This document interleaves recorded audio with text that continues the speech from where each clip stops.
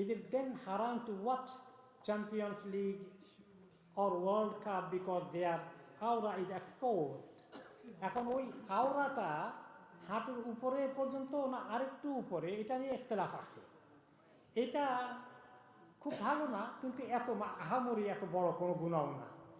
আসল হলো এই ফুটবল ওয়ার্ল্ড কাপ যখন হয়, আমার জানা মতে এই এই যখন দেখতে বসে নামাজি লোকেরা ওই সময় জামাত মিস করে, কারণ জামাত পড়তে গেলে পট করে গোলটা যদি হয়ে যায় সেটা মিস করে ফেলবে,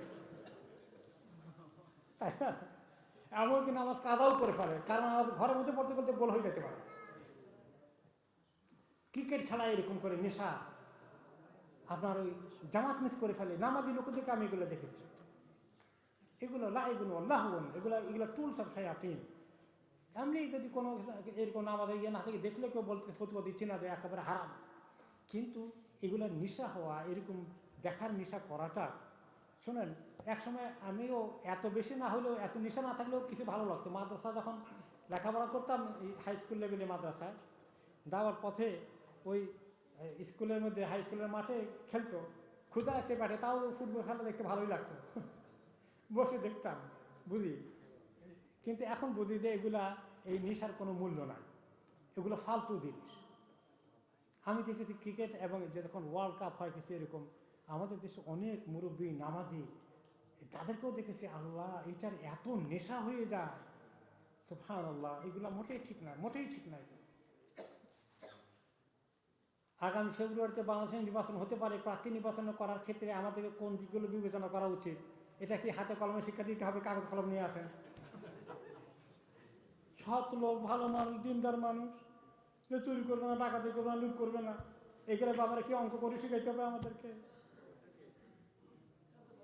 যে যে যে জাতির মানে যে আল্লাহকে ভয় করবে না, তার কাছে আপনি দেশের দায়িত্ব দেওয়া, যে এটা কি কোনো ইমানদার লোকে করতে পারে এই কাজ?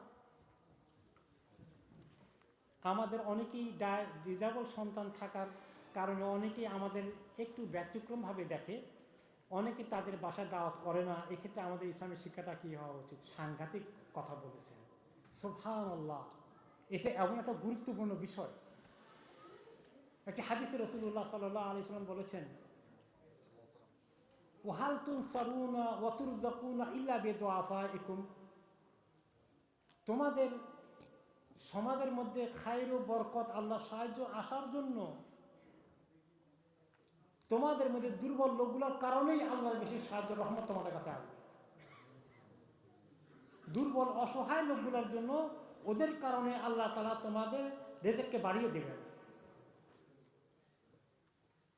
আবুনি বিদুআফাইকুম, রাসূলুল্লাহ সাল্লাল্লাহু আলাইহি ওয়াসাল্লাম বলেছেন, যে দয়ীফ এরকম ডিজেবল লোকদেরকে নিয়ে আসো, ওদেরকে নিয়ে আমি আল্লাহর কাছে দোয়া করি, ওরা আল্লাহর কাছে এত গুড বুকে আছে। এটাকে একটা সোশ্যাল স্টিগমা মনে করা, এটাকে পিতামাতার জন্য একটা কলঙ্ক মনে করা, এটাকে পিতামাতা সৃষ্টি করেছেন? কে সৃষ্টি করেছেন? আল্লাহ তাআলা সৃষ্টি করেছেন। তাহলে আপনি আল্লাহর সৃষ্টিকে অপছন্দ করলেন, তার মানে আল্লাহর সিদ্ধান্তকে আপনি তিরস্কার করলেন। খবরদার, খবরদার, এটা করবেন না, এটা অনেক শক্ত গুনাহ হয়ে যায়। এটা একটু অকওয়ার্ড লাগে, তাদেরকে দেখতে এটা ইয়ে লাগে, এগুলা বরণ করা উচিত। বরঞ্চ যারা সত্যি হাদিসগুলো জানে, তারা ওদেরকে সবার আগে প্রায়োরিটি দেয়, ওদের প্রতি তারা দরদ বেশি দেখায়, ওদের প্রতি তারা মায়া দেখায়, ওদের প্রতি তারা সহায়তার হাত প্রদর্শন করে। কারণ আমার আল্লাহ সৃষ্টিকর্তার সৃষ্টি, ওদেরকে দেখে আমার কি হওয়া উচিত ছিল মনের মধ্যে, যে আল্লাহ চাইলে তো আমাকে এরকম করতে পারতেন, আল্লাহ চাইলে আমাকে এই পরীক্ষায় ফেলতে পারতেন, এটা বাপ মাকে যে পরীক্ষা ফেলে দিয়েছেন। এই জন্য যখনই কোনো মুবতালাকে আমি দেখব, যখন কোনো ডিজেবল লোককে দেখবেন, তখনই আপনি দোয়া করবেন। কি দোয়া? আলহামদুলিল্লাহিল্লাযী আফানি মিম্মা ইবতালাকা হাযা, আলহামদুলিল্লাহিল্লাযী আফানা মিম্মা ইবতালাকা হাযা ওয়া ফাদ্দালানা আলা কাসীরিন মিম্মান খালাকা তাফদীলা। সে আল্লাহর প্রশংসা যে আল্লাহ আমাকে এই পরীক্ষায় ফেলেননি, যে পরীক্ষা আল্লাহ তোমাকে ফেলে দিয়েছে। আর আল্লাহ পরীক্ষা না ফেলে আল্লাহ আমাকে কত আরামে রাখলেন, আল্লাহ আমাকে কত এই কষ্ট থেকে উদ্ধার করে আমাকে কত শান্তিতে রাখলেন, এটা যেন আমার ক্রেডিট না আল্লাহর ক্রেডিট। এই জন্য আমি আল্লাহ শুকর আদায় করি শুধুমাত্র যে আল্লাহ আমাকে এই পরীক্ষা ফেলেননি। আর ওই বাচ্চারা জন্য আমি দোয়া করি যে আল্লাহ তাদের কষ্ট কমিয়ে দাও, আল্লাহ তাদেরকে ইজি করে দাও, আল্লাহ তাদের সন্তান নিয়ে তাদের কত কষ্ট হচ্ছে, আল্লাহ তুমি তাদেরকে সাহায্য করো আল্লাহ। আর মনে রাখবেন এই ডিজেবল বাচ্চার কারণে আমাদের সমাজে সোসাইটিতে বরকত হচ্ছে। এই জন্য মুসলিম উম্মা উচিত ছিল এই ডিজেবল বাচ্চাগুলোকে এভাবে এন্টারটেইন করা যেভাবে এখানকার সোশ্যাল সার্ভিস করে থাকে। এবং এই জন্য এই সমস্ত দেশে রিজিকের বরকত আছে। এখন তারা এদেরকে লুক আফটার করে, এদেরকে বেনিফিট দেয়, এদের দায়িত্ব গ্রহণ করে। আর আমি যদি এদেরকে ঘৃণা করি তাহলে আমরা কত বড় ক্রাইম করে ফেললাম। এগুলো কি ওর বাচ্চাদের দোষ? এগুলো কি বাচ্চার মা বাবার দোষ? অনেকে বলে তো এগুলো বাচ্চাদের মা বাবার দোষের শাস্তি, তাদের গুনার শাস্তি। তারা অপরাধ করেছে এই জন্য এগুলো ফেস করছে। আপনাকে কে বলেছে এই কথা? আপনি এরকম বদ ধারণা করলে আপনাকে শাস্তি আল্লাহ দিতে পারেন, আপনার নাতির মধ্যে হইতে পারে। সাবধান, সবসময় সিম্পাথি দেখাবেন, সবসময় সিম্পাথি দেখাবেন, জড়িয়ে হেল্প করবেন। আল্লাহ তাআলা আমাদেরকে বোঝার তৌফিক দান করুন।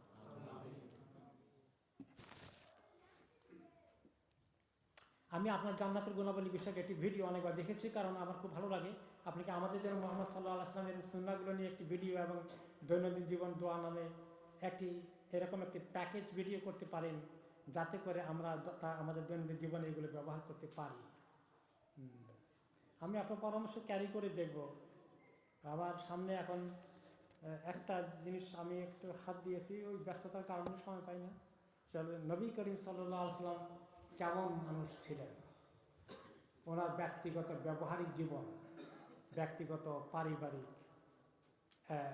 একটা পার্সোনাল লাইফটা কেমন ছিল, এইটার উপরে আমি একটু জিনিস নিয়ে কিছু চেষ্টা করছি। আল্লাহ যেন দোয়া করেন, আমি সময় পাই না, আল্লাহ যেন সময় বরকত দেয়। আর আপনার এই পরামর্শ দেখবো কিছু কি করা যায়, কিছু করা যায় কিনা, আল্লাহু আলাম। আমাদের এখানে ওল্ড হোম আছে, এখানে কি মেয়েরা চাকরি করতে পারবে? এখন ভালো তো হতো যে মেয়েদের জন্য মেয়েদের ওল্ড হোমে মেয়েরা কাজ করবে, আর পুরুষদের ওল্ড হোমে পুরুষরা কাজ করবে, এটা হলেই ভালো হতো। এখন অপোজিট জেন্ডার হয়ে গেলে, বিপরীত লিঙ্গের কাজ করাটা তো একটু অকওয়ার্ড সিচুয়েশন হয়ে যায়। তবে অবশ্য কোনো কোনো সময় যেটা হয় যে একেবারে যারা মাদুর বিকলাঙ্গ একদম হয়ে গেছে, সেখানে তো মনে করেন যে শুধুমাত্র অসহায় মানুষগুলোর খেদমত কেউ করে। আইডিয়াল নয় এরকম করাটা, কিন্তু মহিলাদের পুরুষদের খেদমত করার চেয়ে পুরুষরা মহিলাদের খেদমত করাটা আর একটু বেশি, একটু মোর সিরিয়াস লেভেলে চলে যায় আর কি। মহিলাদেরটা কিছুটা হালকা, আল্লাহু আলাম। এরপরেও এটাকে আইডিয়াল মনে করা ঠিক হবে না আর কি। মহিলাদের করবে, পুরুষরা পুরুষদের করবে, এটাই হওয়া উচিত। আর কীভাবে এটাকে সিকিউর করা যায়, এখানে আসলে এরা অনেক ক্ষেত্রেই কিন্তু ডিফারেন্ট ফ্যাসিলিটিস রাখে, কিন্তু এইখানে তারা এটা মিস করেছে এই সমস্ত দেশে। তার অনেক জায়গায় দেখবেন যে পুরুষ টয়লেট, সেখানে মহিলারা যায় না, মহিলাদের টয়লেট এরিয়া আলাদা, তাই না? তো এইগুলো আছে। তো এইভাবে কীভাবে এদেরকে একটু জনমত সৃষ্টি করা যায় যে এই ক্ষেত্রেও আপনার মহিলা নার্স মহিলাদের খেদমত করবে, পুরুষ নার্স পুরুষদের খেদমত করবে, এটার একটা প্রভাব সৃষ্টি করতে পারলে আসলে ভালো হতো। মা তার মেয়ে সন্তানদের বিয়েতে কি সবার জন্য সমান পরিমাণ গয়না দিতে হবে, নাকি এক এক মেয়েকে এক এক পরিমাণ দেওয়া যাবে? মানে এটা একটা একেবারেই ওজন করে করে একদম বরাবর হতেই হবে, একটু ব্যস্তম হয়ে গেলেই যে হয়ে গেল, এত ঠুনকোভাবে নেওয়া ঠিক নয়। তবে এত বেশি যেন না হয়ে যায়, সন্তান যেন মনে না করে বসে যে আমাকে ঠকাই দিল, তাকে বেশি দিল। এই কারণে যতটুকুন পারা যায় কাছাকাছি হওয়া। একটু সামান্য ব্যস্তম হয়ে গেলে হয়তো এটা ইগনোরেবল আছে, কিন্তু বেশি ব্যস্তম হয়ে গেলে কোনো সন্তানের মধ্যে শয়তান এই ওয়াসওয়াসা ঢুকিয়ে দিতে পারে। এই ক্ষেত্রে একটু সাবধানতা অবলম্বন করা ভালো হবে।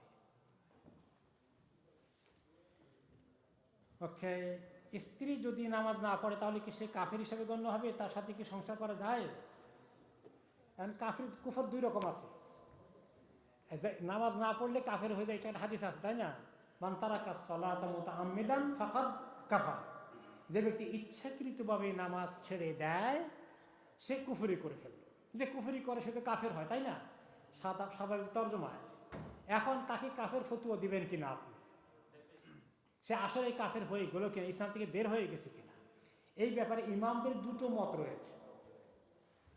মেজরিটি ইমামরা বলেছেন ইবনে আব্বাস রাদিয়াল্লাহু আনহুর ব্যাখ্যা অনুযায়ী যে হুনাকা কুফরুন দুনা কুফর, যেহেতু কুফর এখানে কুফর বলা হয়েছে, এই কুফরটা ওই মেইন কুফর না, এটা হলো তার চেয়ে ইমান আকিদার কুফরের থেকে ছোট আরেকটা কুফরের সাইজ, কাজে পরিপূর্ণ ইসলাম থেকে খারিজ হয়ে যায়নি।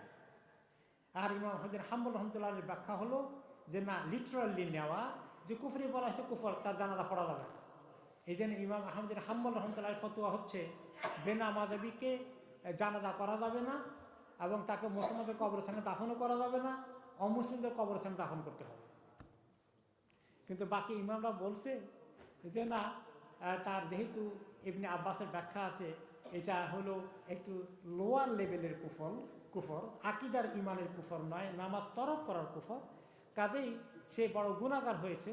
কিন্তু এই কুফরিটা ছোট কুফরি, যেই কুফরির কারণে মিল্লাত থেকে, দিন ইসলাম থেকে বের হয়ে যায় না, সেই হিসাবে তার জানাজা করা যেতে পারে, তাকে মুসলমানদের কবরস্থানে দাফন করানো যেতে পারে।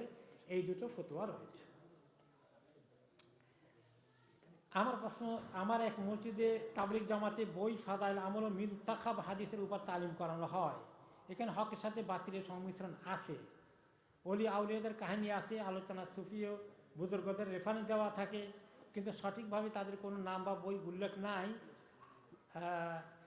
আমরা যাই হোক, এটা ব্যাপার হলো যে কোনো একটা বিশেষ গ্রুপের ব্যাপারে কথা বলা থেকে আমি বিরত থাকার চেষ্টা করি নরমালি, কারণ সবাই সব কিছু ঠিকমতো বুঝতে পারে না, আর আপনি সব কিছু বললেই সবাই গ্রহণ করবেও না। এই জন্য একটা জাস্ট ওনাকে আমি ধরাই দিলাম, হ্যাঁ, একটা ওনাকে ডিফাইন করে দিলাম, চিহ্নিত করে দিলাম, এরকম আলোচনা দেওয়া না দেওয়াটাই ভালো। তবে একটা কথা ঠিক যে সহিহ হাদিসের উপর আমল করার গুরুত্ব দেওয়াটাই উচিত, কারণ কোনো হাদিস যখন দুর্বল হয়ে যায়, আমি জানি এটা দুর্বল, ওটা আসলে অ্যাভয়েড করা উচিত। এবং যদি কোনো সময় এমন হাদিস থাকে যেটা নবী করিম সাল্লাল্লাহু আলাইহি সাল্লাম কখনো বলেন নাই, কিন্তু হাদিস হিসাবে চালিয়ে দেওয়া হয়েছে, এটা জানার পরেও এটা কন্টিনিউ করা কিন্তু শক্ত গুনাহ। একটা হাদিসে রাসূলুল্লাহ সাল্লাল্লাহু আলাইহি ওয়াসাল্লাম বলেছেন, মান কাযাবা আলাইয়া মুতাআম্মিদান ফালিয়াতাবাওয়া মাকআদাহু মিনান নার, যে ব্যক্তি জেনে শুনে ইচ্ছে করে আমার ব্যাপারে মিথ্যা কথা বলে, হাদিস চালিয়ে দেয়, সে ব্যক্তি যেন জাহান্নামে তার ঠিকানা খোঁজ করে বের করে। এই জন্য সহিহ হাদিসের কি অভাব আছে নাকি? আমি সব জায়গায় বলি রিয়াদুস সালেহিন পড়েন, এখানে ফাজাইল থেকে নন ফাজাইল সব আছে। এইটা একদম সেফ একটা কিতাব, সব মসজিদে এই কিতাবটা পড়েন আল্লাহর রাস্তায়। রিয়াদুস সালেহিন, এখানে ফজিলতের সমস্ত হাদিসগুলো আছে, নামাজের ফজিলত আছে, ভালো আমল আখলাকের ফজিলত আছে, ভালো চরিত্রের ফজিলত আছে, সব কিছুর ফজিলত এখানে আছে। তো কাজেই কোনো ফজিলত মিস করবেন না, রিয়াদুস সালেহিনটা অত্যন্ত সহিহ, এটাকেই আপনি চর্চা করবেন। এটা এত লম্বা এক ওয়েস্টার্ন কান্ট্রিজে পরিবার নিয়ে স্থায়ীভাবে থাকা নিয়ে ইদানিং অনেক ইসলামিক স্কলার কথা বলছেন, আমাদের ডেনমার্কে কিছু ভাইরাও এই বিষয়টা নিয়ে কথা বলছেন, এবং পরিবার নিয়ে একটা মুসলিম দেশে হিজরত করতে উৎসাহ দিচ্ছেন। এই বিষয়ে আপনার মূল্যবান মতামত চেষ্টা করেছি। আমার বেশি মূল্যবান মতামত মানে অমূল্যবান একটু বলেছি একটু আগে, চলবে না ওটা? ও চলবে, তা সেম কোশ্চেন তা হয়ে গেছে। একজন ইসলামিক স্কলারের কাছ থেকে শুনেছি, বিধর্মী কোনো দেশে কোনো মুসলিম মারা গেলে সে ব্যক্তি জাহান্নামী। এই বিষয়ে ইসলাম কি বলে, দয়া করে বিষয়টি স্পষ্ট করলে অনেক উপকৃত হব। হ্যাঁ, দূরে চলে, আমার বদভ্যাস আছে, পিছন দিকে চলে আসে। না না, ওনাদের রাইট আছে, আমি ওনাদের প্রতি জুলুম করছি দূরে চলে গিয়ে, আমাকে মাফ করবেন বলে না। বিধর্মী কোনো দেশে কোনো মুসলিম মারা গেলে সে ব্যক্তি জাহান্নামী, এই বিষয়ে ইসলাম কি বলে, দয়া করে বিষয়টি স্পষ্ট করলে অনেক উপকৃত হবে। এই লাইনের এই ওয়ার্ডের হাদিস আমার মাইন্ডে আসছে না, একজাক্টলি যেভাবে না লিখেছেন এই ওয়ার্ডে আসে না। শুধুমাত্র যেটা এসেছে তিরমিজির হাদিসের কথা একটু আগে বলছিলাম না, হ্যাঁ, সেটা ছিল প্রথম শব্দটা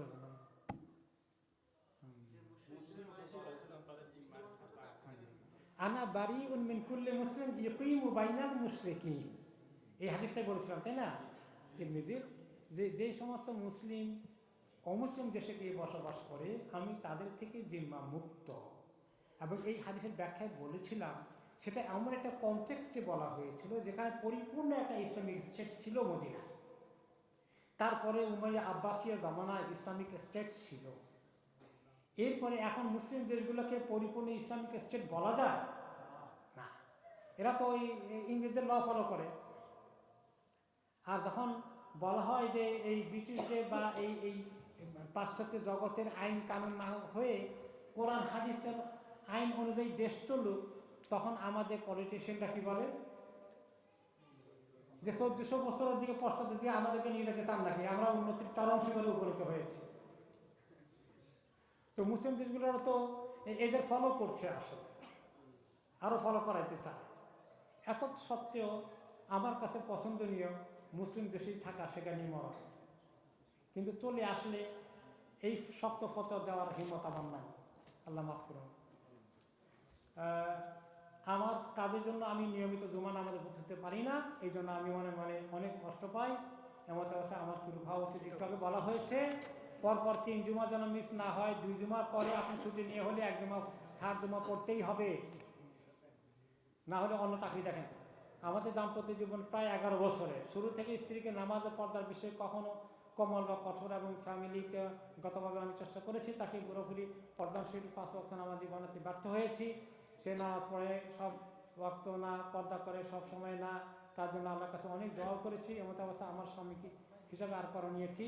স্ত্রী জাহান্নামী হলে কি তার জন্য স্বামী জাহান্নামী হবে? আপনার আল্লাহর কাছে অনেক তওবা করা লাগবে। আপনি বেনামাজি বিয়ে করছেন কেন?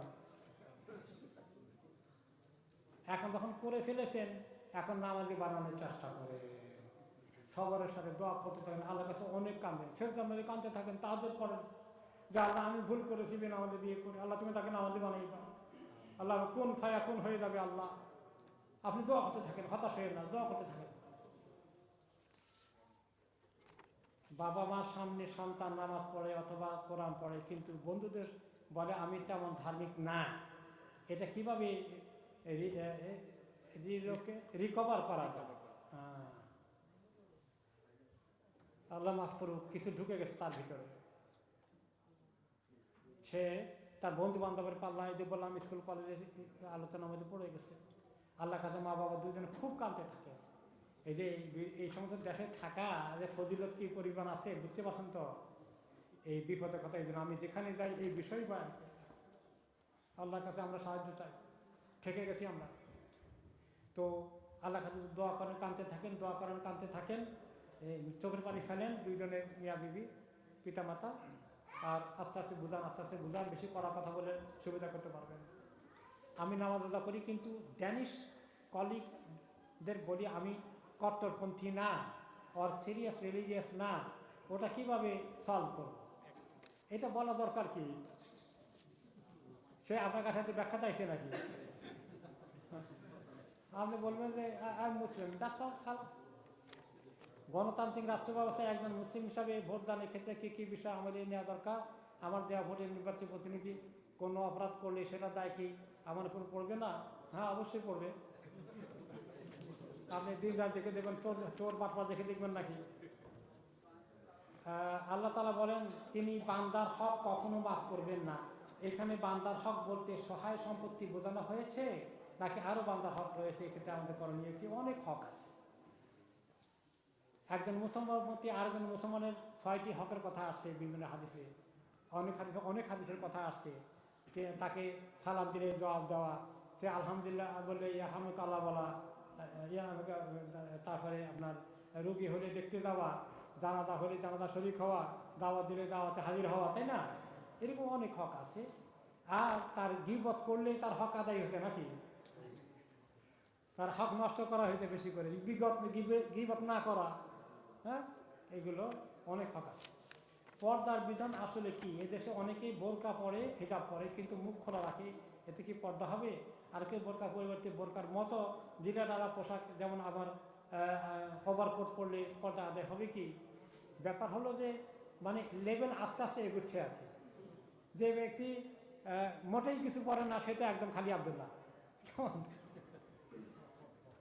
আর যে একটু ওভারকোট পরলো, একটু ঢাকলো, একটু ভালো এগিয়েছে মাশাআল্লাহ। আর যে বোরকা পরলো তিনি আরও এগুলেন। আর যিনি মুখ ঢাকলেন তিনি একেবারে চূড়ান্ত পর্যায়ের দিকে চলে গেলেন। এইভাবে আমরা আস্তে আস্তে উন্নতির দিকে যাই। আল্লাহ আমাদেরকে খালি উন্নতি দান করেন যেন ইনশাআল্লাহ।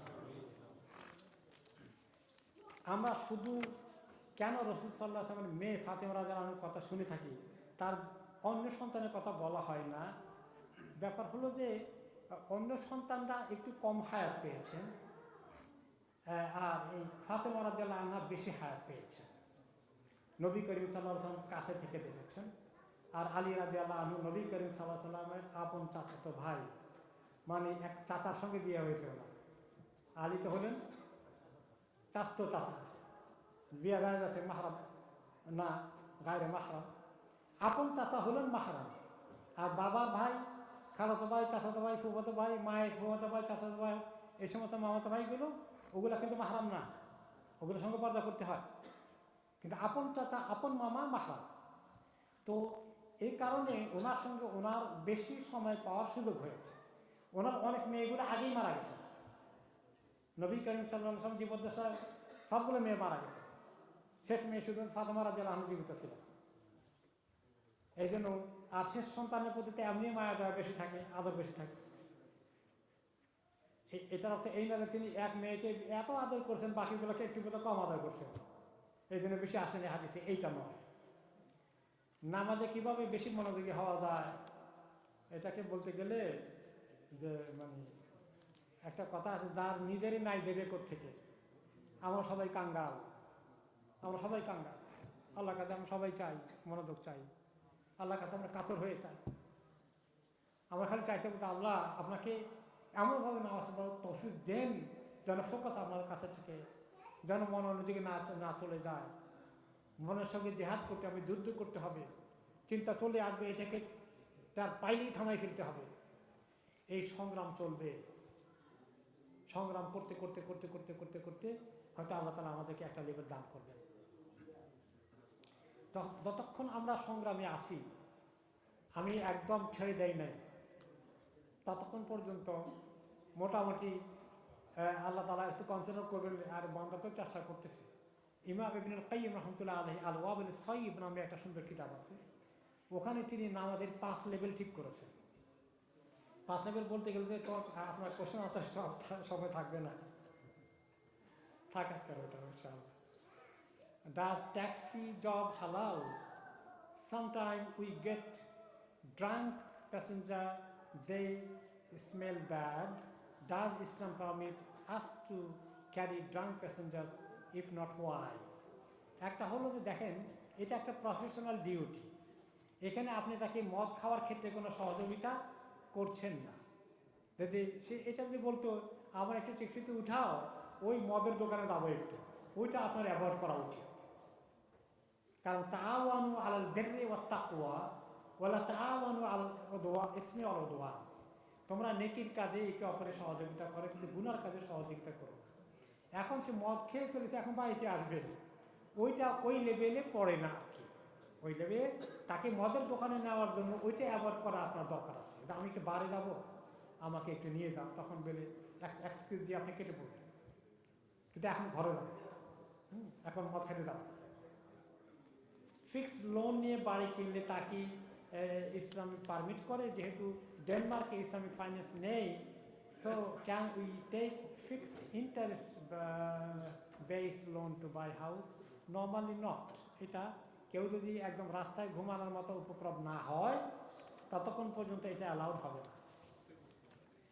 যদি কোনো মুসলমান 5 ওয়াক্ত নামাজ পড়ে, কিন্তু সমাজে কিংবা দেশে শরিয়া আইন প্রতিষ্ঠিত হোক এটা চায় না, কিংবা শরিয়া আইন দ্বারা পরিচালিত হতে চায় না, তাহলে সে কি মুসলিম থাকবে বা তার ঈমান থাকবে কি না?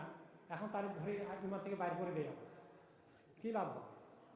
বোঝায়, তাকে বোঝায়, দেখো এইটা ফতুয়া দিয়ে মাইকের মধ্যে বলে দিয়ে তারে আপনি দিনে ঢুকাইতে পারবেন? তো আল্লাহ তাআলা আমাদেরকে পাঠাচ্ছেন দিন থেকে বাইর করে দিতে না ঢুকাইতে? তো লাইফের মধ্যে আমরা দাওয়াতি কাজের মধ্যে পজিটিভ অ্যাপ্রোচটা রাখি। ভাই তুমি তো মুসলিম, তাই না? তোমার ঈমান ঠিক রাখার জন্য নামাজ পড়তে হবে ভাই।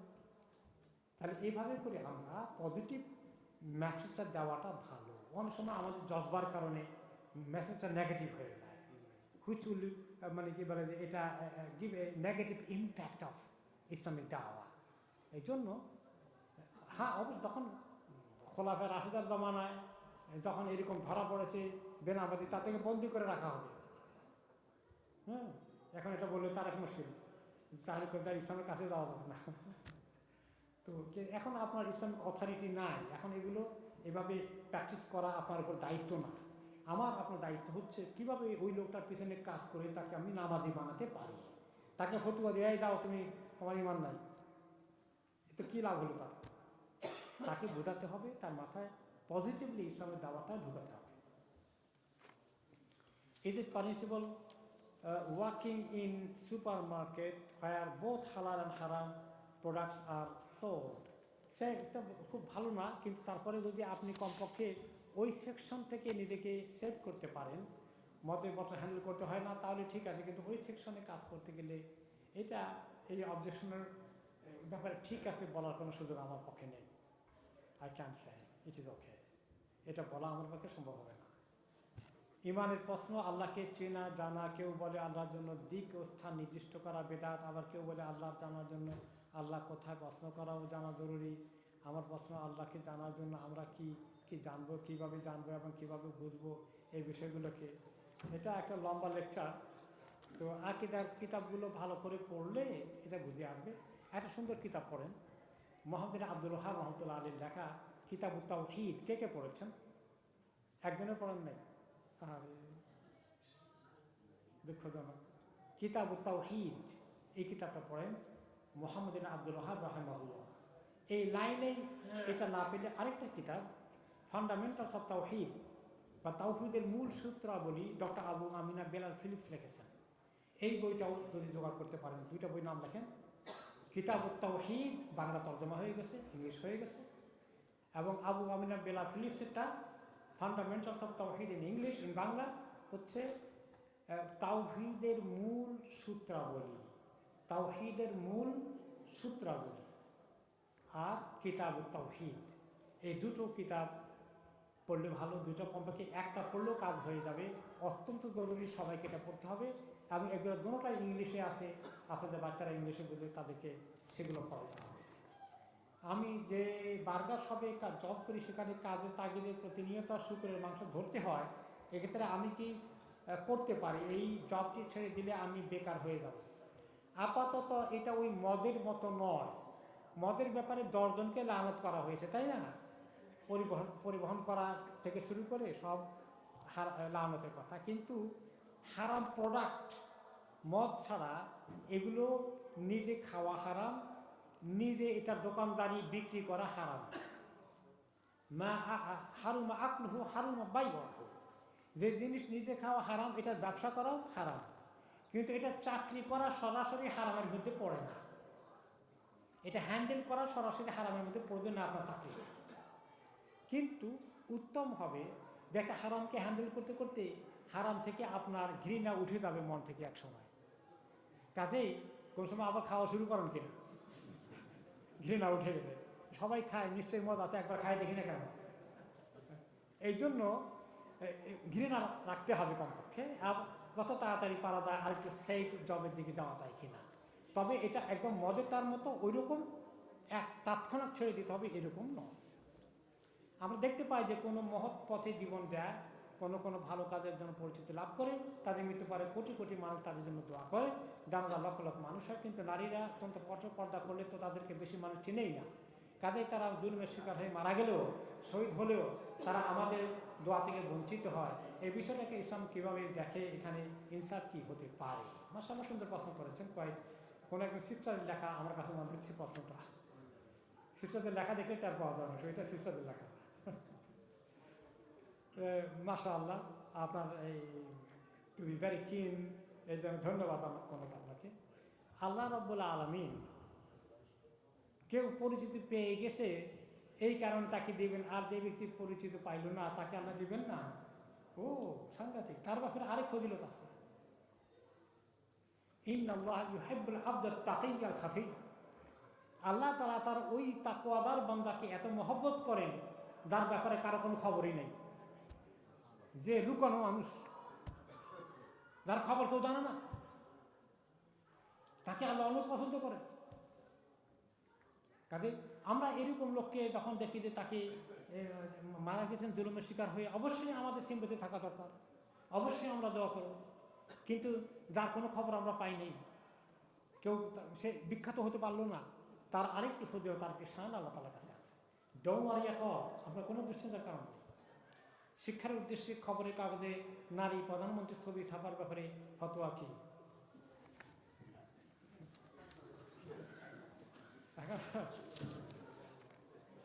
সব কিছুই যখন উল্টে যায় কোনখান দিয়ে ঠিক করবেন? হ্যাঁ, দুনিয়াটা এমন হয়ে গেছে। আসল ব্যাপার হলো যে এক একটা সাইড ইস্যুকে কিভাবে ডিল করব। মূল ইস্যু ডিল না করলে, মূল ইস্যু কোথায়? মানুষের ইসলামের জ্ঞান নাই, মানুষের ইমানের লেভেল একেবারে নাইতে তলানিতে আছে। তাহলে আমাদের প্রায়োরিটি হবে কোনটা, আমাদের ডিসকাশনের মধ্যে কোন জিনিসটা বেশি গুরুত্ব পাবে? আসুন সবাইকে দিনকে ধরি, দিনকে শিখি, দিনকে আমল করাই, আমাদের মা বোনদের শিখাই, আমরা শিখি। তাহলে দেখা গেল যে এখানে কেউ কারোর প্রতি কোনো জুলুম করবে না, সবার হক পাওয়া যাবে। এখানে সবাই আলহামদুলিল্লাহ ইনসাফ কায়েম করবে। কাজেই আল্লাহ রাব্বুল আলামিন আলহামদুলিল্লাহ তিনি ঠিক মতোই সেটা ইনশাআল্লাহ ইয়ে করবেন। আপনার প্রাতিষ্ঠানিক শিক্ষা সম্পর্কে জানতে চাই। আমি বাংলাদেশে সোনামী, নোয়াখালী, আলিয়া মাদ্রাসা থেকে ফাজল পাস করেছি, ঢাকা আলিয়া থেকে কামেল পাস করেছি, ঢাকা ইউনিভার্সিটি পলিটিক্যাল সায়েন্সে অ্যাডমিশন নিয়েছিলাম। কিন্তু আমি রিয়াদ ইসলাম ইমাম মোহাম্মদ সৌদ ইসলামিক ইউনিভার্সিটিতে আমার যখন অ্যাডমিশন হয়ে যায় সেখানে চলে যাই, অনার্স মাস্টার্স অ্যান্ড এমফিল করে আমি মালয়েশিয়া ইন্টারন্যাশনাল ইসলামিক ইউনিভার্সিটির লেকচারার ছিলাম। সেখান থেকে 32 বছর আগে লন্ডনে এসে ওখানকার প্রধান খতিবের দায়িত্ব পালন করছি। আর কিছু লাগবে? আমার 3 মেয়ে 2 ছেলে, আলহামদুলিল্লাহ। এই আর কিছু লাগবে? আপনার প্রতিষ্ঠানিক আমার ইবাদতে শান্তি পাচ্ছি না, নামাজ পড়ছি কিন্তু কেন জানি দ্রুত শেষ করে ফেলছি, যদিও সালাতের পর যে বিশাল কোনো কাজ সেটাও না। আপনার পরামর্শ চাই। শয়তানটা আমাদেরকে নামাজে ঠকাতে, তাই না? সে কত হিসাব নিকাশ নিয়ে আসে।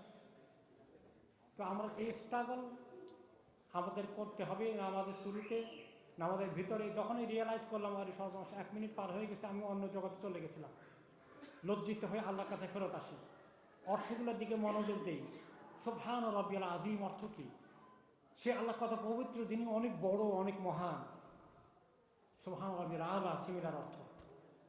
ইয়াকা না'বুদু, আল্লাহ আপনারই শুধু ইবাদত করি, আল্লাহ আর কারো ইবাদত করি না, আমি কোনো মূর্তির কাছে যাই না। এই যে এক একটা কথাকে রিলেট করা লাইফের সঙ্গে, অর্থটা বোঝার চেষ্টা করা, এই জন্য নামাজের সূরাগুলো, সূরা ফাতিহার সূরাগুলোর অর্থ কি আমি যেন পড়লেই বুঝে ফেলতে পারি। বাংলা, ইংলিশে সকল ল্যাঙ্গুয়েজে ট্রান্সলেশন হয়ে গেছে। এই জন্য কিছু এগুলো একটু চর্চা করি, এক একটা আয়াতের অর্থ কী, এইটাকে একটু মনে রাখার চেষ্টা করি। আল্লাহর কাছে যেন সাহায্য চাই। এই জন্য প্রত্যেকটি তাসবির মধ্যে, রুকুর মধ্যে, সজ্জার মধ্যে, আল্লাহু আকবারের মধ্যে, প্রত্যেকটি জিনিসের মধ্যে এক একটার অর্থ আমি আল্লাহর নাম উচ্চারণ করছি, তিনি সবচেয়ে বড়, এরকম মাইন্ডে আসার জন্য রেগুলার কসরত করতে হবে, অনবরত জেহাদ। এই জেহাদ কতদিন চলবে? মৃত্যুর আগ পর্যন্ত। শয়তানকে কোনদিন রিটায়ার করবে, ওই বাটা অনেক দূরে পৌঁছে গেছে, আর পারবো না, এরে ছেড়ে দেয়, এখন ছেড়ে দিবে আপনাকে? কোনোদিন ছাড়বো না, কোনোদিন ছাড়বো। ডেনমার্কে আমি যে সবে কাজ করি আলহামদুলিল্লাহ নামাজ পড়তে পারি, কিন্তু আশেপাশে অনেক মূর্তি, ছবি, এমনকি কিছু অশ্লীল মূর্তিও আছে। এক্ষেত্রে নামাজের কোনো সমস্যা হবে কি না? আপনি চেষ্টা করবেন লেসার ইভল কোথায়, কম সবচেয়ে খারাপ কোন জায়গায় আছে, ওই সাইড টেম্পোরারিলি একটা কিছু দিয়ে পর্দার মধ্যে লটকিয়ে দেওয়া যায় কিনা। যেমন আপনি হ্যাঙ্গারের মধ্যে কিছু আছে, কিছু একটা দিয়ে একটু খাড়া করাই দিলেন, নামাজ পড়া পর্যন্ত এটা একটু সেফ থাকবে। নামাজ পড়া নিষেধ, প্রায় সময়ই জায়গা পাওয়া যায় না। আমি যদি ক্লাসে চেয়ার ও এই বসে নামাজ পড়ি নেই, নামাজ কি হবে? সিস্টার, একটা মেয়ে এখানে প্রশ্ন করেছে। চেষ্টা করতে হবে শুধুমাত্র ফরজটা আদায় করে নেওয়ার জন্য, দাঁড়িয়ে হলেও। দাঁড়িয়ে যদি কোনো ফরজটা আদায় করা যায়। তুমি ছোট্ট মেয়েটা স্কুল গোয়িং স্টুডেন্ট মনে হচ্ছে, তুমি যে নামাজের জন্য তোমার ফিলিং আছে, আল্লাহ তাআলা তোমাকে ভালো মুমিনা মুসলিমা মতিয়া বানিয়ে দিন, দোয়া করছি। তো তুমি চেষ্টা করবে তোমার টিচারের সঙ্গে ভালো সম্পর্ক স্থাপন করে, তোমার হেড টিচারের সঙ্গে ভালো সম্পর্ক স্থাপন করে, এই জাস্ট 5 মিনিটস আই প্রে, আমি একটু পড়বো না, মানে কোনো একটা সেফ জায়গায় তুমি যদি নিয়ে নাও, কোনো রকম খালি ফরজটা আদায় করা, সুন্নতের দরকার নেই, ওই সময় তোমার সুন্নত মাফ। চেষ্টা করো, একটু চেষ্টা করো, একটু যা কোনো রকমে দাঁড়িয়ে যদি তুমি নামাজটা পড়ে ফেলতে পারো, ইউ ট্রাই ইউর বেস্ট। অনেক ক্ষেত্রে টিচারের সঙ্গে ভালো ব্যবহার করলে টিচার কিন্তু অনেক সময় কাইন্ডলি রিকোয়েস্ট করে যে, teacher, if I pray I will get peace and I can concentrate in my study more. If I don't pray, it will disturb me, I will get confusion. I'll lose my focus. Try to convince different way. এইভাবে করলে হয়তো আল্লাহ তোমাকে রাস্তা খুলে দেবে। সর্বোপরি আল্লাহর কাছে সাজেস্ট যে, আল্লাহ আমি নামাজটা একটু পড়তে চাই, আল্লাহ তুমি আমার জন্য ব্যবস্থাটা করে দাও না। আল্লাহ তুমি অল্প বয়স্ক, তোমার এই নামাজের আগ্রহ আল্লাহ কবুল করে ফেলতে পারেন, তোমার জন্য আল্লাহ দরজা খুলে দিতে পারেন ইনশাআল্লাহ। আমাদের একটু খাবারের জন্য তপন ভাই